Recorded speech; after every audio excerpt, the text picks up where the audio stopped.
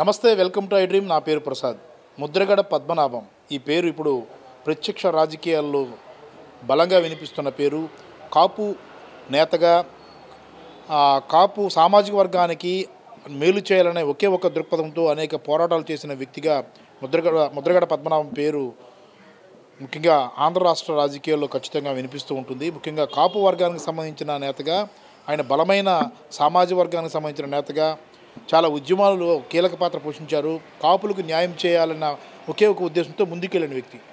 అలాంటి వ్యక్తికి జనసేన నేత పవన్ కళ్యాణ్ తీవ్రమైన విమర్శలు చేయడం, ముఖ్యంగా ఏదైతే తెలుగుదేశం పార్టీ ముద్రగడ పద్మనాభం విషయంలో చాలా కరుకుగా వ్యవహరించి కేసులు పెట్టి నానా ఇబ్బందులు పెట్టిన తెలుగుదేశం పార్టీతో జనసేన పార్టీ మింగిల్ అయి రేపు పొత్తుతో వ్యవహరించి ముందుకెళ్లాలని ప్రయత్నించడం, ఇలాంటి పరిణామాల నేపథ్యంలో ముద్రగడ పద్మనాభం మళ్ళీ ప్రత్యక్ష రాజకీయాల్లోకి వస్తారు, ఒక రాజకీయ పార్టీని ఎంచుకొని ఆ పార్టీ నుంచి పోటీ చేస్తారన్నది బలంగా వినిపిస్తున్న నేపథ్యంలో వైఎస్ఆర్ కాంగ్రెస్ పార్టీకి సంబంధించిన యువనేత మొన్నటి వరకు జనసేనలో పనిచేసి అక్కడ తీవ్రమైన అసంతృప్తి చెంది వైసీపీలో చేరిన సమెట్ల వెంకటేష్ ఉన్నారు.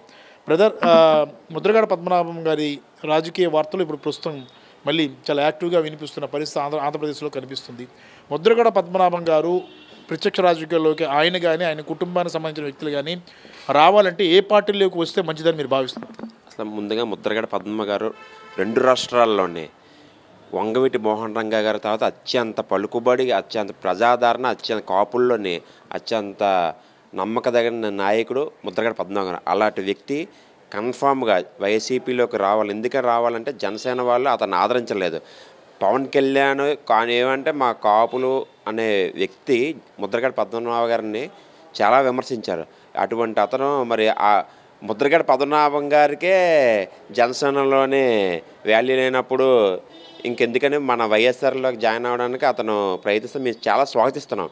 ముద్రగడ పద్మనాభం గారు వన్స్ మీ ఇటుంటే అటే అంటే కాపులు వాళ్ళకే ఓట్లేస్తారు.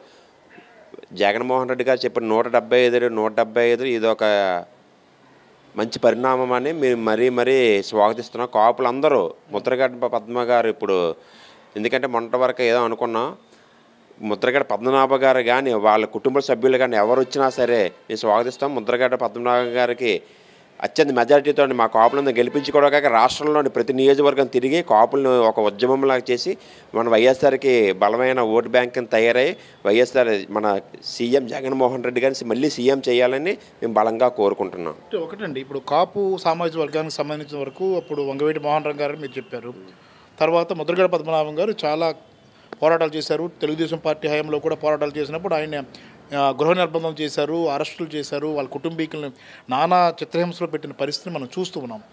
ఈ పరిస్థితిలో ముద్రగడ పద్మనాభం గారు వైసీపీకి వస్తే బాగుంటుందని మీరు స్వాగతిస్తున్నారు. అసలు కాపు సామాజిక వర్గానికి ఏ పార్టీ న్యాయం చేస్తుందో మీరు ఆశగా ఉన్నారు? మీరు చూస్తారు కదా, జనసేన పార్టీకి మెయిన్ కీ రోలు మన నాదెళ్ల మనోహర్ గారు ఏ సామాజిక వర్గం తెలుసు, ఏ సామాజిక వర్గం ఉందో మీకు అందరికీ తెలుసు. అటువంటి అతను పక్కన పెట్టుకొని ముద్రగడ పద్మ గారు కానీ ఏమాత్రం వాల్యూ ఇవ్వట్లేదు. ఇప్పుడు కేవలం కాపులకి న్యాయం చేసిన ఆంధ్రప్రదేశ్ ఒకే ఒక పార్టీ వైఎస్ఆర్ పార్టీ. అటువంటి పార్టీలోకి వస్తేనే ముద్రగడ పద్మనాభం లాంటి వ్యక్తికి మంచి న్యాయం జరుగుతుంది. ఓకే, అంటే ఆ కుటుంబం నుంచి ఇప్పుడు ఆయన ఆల్రెడీ ప్రజా ఉద్యమం అంటే ఈ కాపు దీనికి సంబంధించిన ఉద్యమంలో ఉన్నారు. ప్రత్యక్ష రాజకీయాలకు నేను దూరంగా ఉంటానని కూడా గతంలో చెప్పిన పరిస్థితులు ఉన్నాయి. ఇప్పుడు ఆయన మనసు మార్చుకొని ముందుకు రావాలనుకుంటున్నారా, లేదంటే ఆయన కుటుంబం నుంచి ఏ వ్యక్తి వచ్చినా స్వాగతించాలని మీరు చూస్తున్నారా?